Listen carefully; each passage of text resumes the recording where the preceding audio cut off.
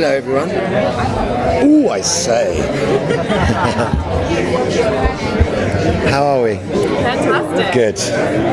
Good. Had a good amount of action. What's been the most physically difficult thing that you've done in playing this character? Well, getting old, I think, is the most physically. Because the thing is, I don't bounce like I used to. I sort of splat now. But the thing is that we have the most amazing stunt team. Our big shout out goes to Norm and our stunt crew, because they've just been nominated for an Emmy, which is just phenomenal. But they let me do as much as I possibly can. That's the great thing about our team. You know, a lot of the other shows, not detracting from the brilliance of Game of Thrones and Daredevil and stuff like that, but they get a great deal of time to do it. We have very little time. We shoot our show, believe it or not, in 8 days, which is extraordinary because you see the operatic nature of it.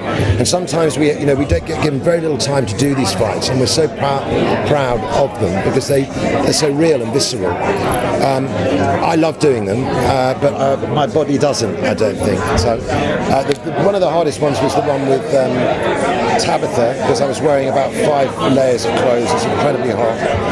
But being allowed to give Alfred physicality makes so much sense now, because you suddenly realise who taught Batman to become Batman. You suddenly, the physicality came from Alfred.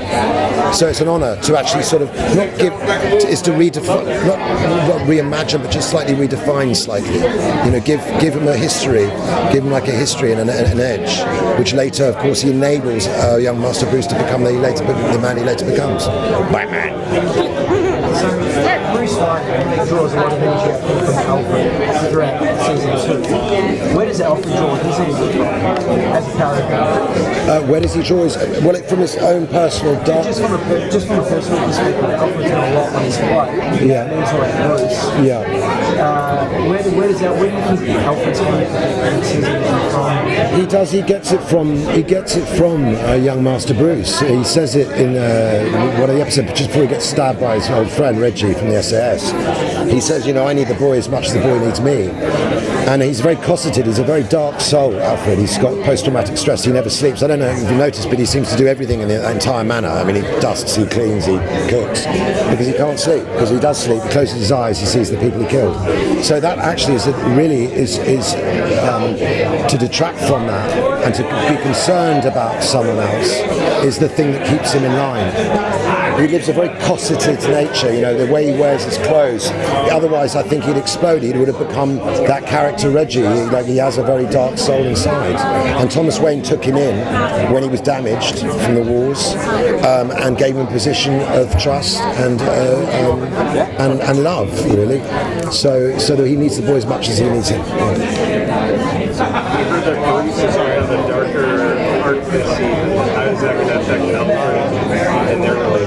Well, weirdly enough, I mean, the thing is, you can't tell a teenager not to do something because they promptly go off and do it. I've got a son, called Alfred, weirdly enough, that I know that myself. And the thing is, so you'll see a sort of a coming together, a culmination of the two characters. They'll start to be drawn inexorably close together, more like the relationship that you actually know of Alfred and Bruce. You'll start to see them come together and understand and communicate better than they did in the first 2 seasons.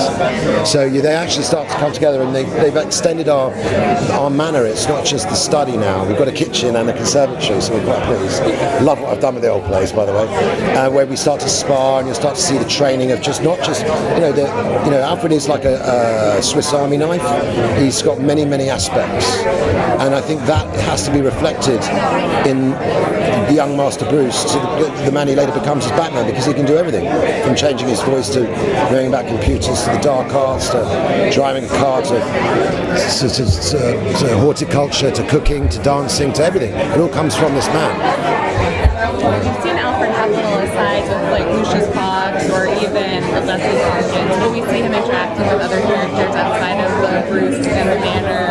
I've heard there might be a lady might be around. I don't know. Listen, I know as much as you have to understand that. We know very little. It's like opening a Christmas present when we open the script. But I've been told there might be a lady. Hold the front page. You mentioned that Bruce is going to start to develop his like dual personality. Yeah. This season, is Alfred going to have a direct hand in that, or is he going to be aware that, you know, or is he just going to think he's just being a teenager going off the rails? I'm sorry, I've just got chewing gum in the back of my legs. So can you ask that again? He mentioned earlier that Bruce was going to develop his dual personality this season. Yeah. Is Alfred going to be, you know, aware of that, or is it going to be just like No, absolutely. You'll be fully aware of it. In the SAS, there's so many attributes that you have to have. You have to study so many different elements. Deception is one of them.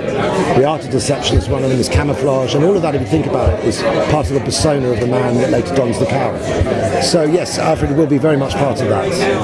It's a fantastic. I can't give too much away, but there's a fantastic double hook on it, where that's what I like to say. I'll be taken outside and shot.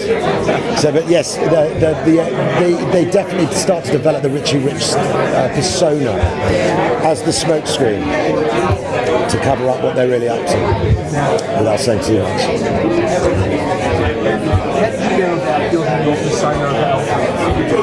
I knew some people that were in the service in the SAS, and I'm very pleased that Jeff Johnson, my showrunners, allowed me to change him from being a Marine to being a member of the Special Air Service. I'd spent some time at the in Herefordshire on another show. That's a great thing about our job. We get opportunities of dipping a toe in many different sort of aspects of life, really. And I've trained with the military before and other things, so that had an awful lot to do with it. It was the military background was the thing, was very important to me. Giving him a reason why would the richest man in the world have a snide, cocky East Ender working for him? To us it was obvious, and with the showrunners it was obvious. He was there not just as a confidant, but as a protectorate. And so, you know, I'm hoping that we'll tap on the relationship that did exist between Thomas Wayne and Alfred. Because if you've read the Earth One books and things like that, you'll see that they fought together, and Alfred saved his life on several occasions. So I'm hoping that there'll be some element of that, of his prehistory as well. Oh, great. Thank you very much, guys. Thank you.